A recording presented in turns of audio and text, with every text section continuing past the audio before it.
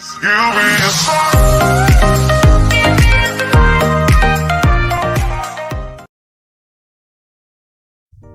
يا جماعة في فيديو جديد من فيديوهات مواصفات الموبايلات.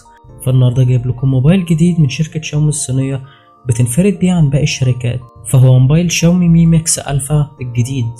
فموبايل شاومي مي ميكس الفا الجديد هو ابتكار بتنفرد بيه شركة شاومي الصينية عشان تفرد عضلاتها على الأجهزة الكورية والأمريكية، وممكن تلاقي إن بقية الشركات بدأت تقلد الشركة في نجاحها.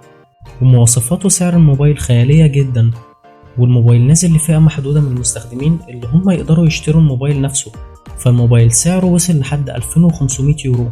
فقبل ما نشوف مواصفات الموبايل ياريت ما تنساش تعمل لايك للفيديو.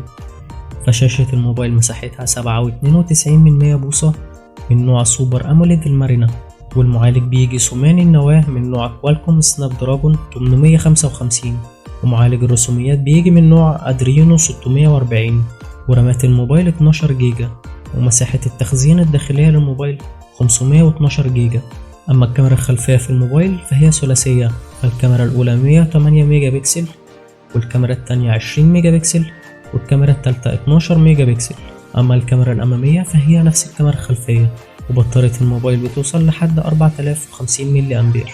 أما الألوان اللي موجودة للموبايل هو اللون الأسود بس. فمن مميزات الموبايل إن فكرة وتصميم الجهاز جديدة وبتنفرد بها شركة شاومي، وشاشة الموبايل منحنية من كل الجوانب مع جزء كبير في ظهر الموبايل فول اتش دي بدقة عالية، والموبايل فيه وضوح وتباين وإضاءة ممتازين، وخامات الموبايل ممتازة، وكمان فيه إطار من التيتانيوم، والجزء بتاع الكاميرات مصنوع من السيراميك، وبالطريقة دي بتنافس ايفون 11 برو ماكس. وكمان الموبايل بتوفر بأحدث نظام تشغيل اندرويد 10 بواجهة شاومي الجديدة المحسنة كليا. وأداء الموبايل ممتاز وسريع علشان موجود فيه أحدث وحدة معالجة مركزية، فهي سناب دراجون 855 بلس زي اللي موجود في سامسونج نوت 10. فموبايل شاومي مي ماكس الفا مناسب جدا للناس عشاق الالعاب اللي بتطلب معالج رسومي قوي زي لعبة ببجي او لعبة فورتنايت.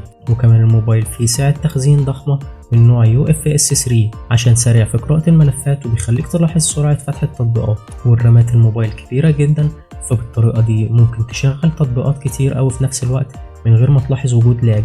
والكاميرا الأساسية في الموبايل موجودة في الظهر على شكل شريط فوق بعض، والكاميرا الأولى بزاوية واسعة، والتانية للزوم، والتالتة علشان ألترا وايد. والأول مرة في السوق تنزل كاميرا بدقة 108 ميجا بكسل، وبتستخدم مستشعر من سامسونج علشان تطلع صور غاية في الدقة والوضوح وتشبع الألوان.